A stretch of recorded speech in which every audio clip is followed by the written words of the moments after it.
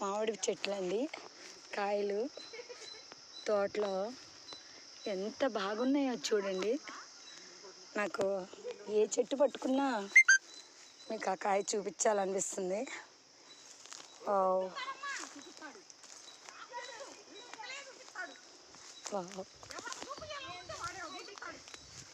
దేవుడు సృష్టి అండి, ఎంత అందమైన సృష్టి.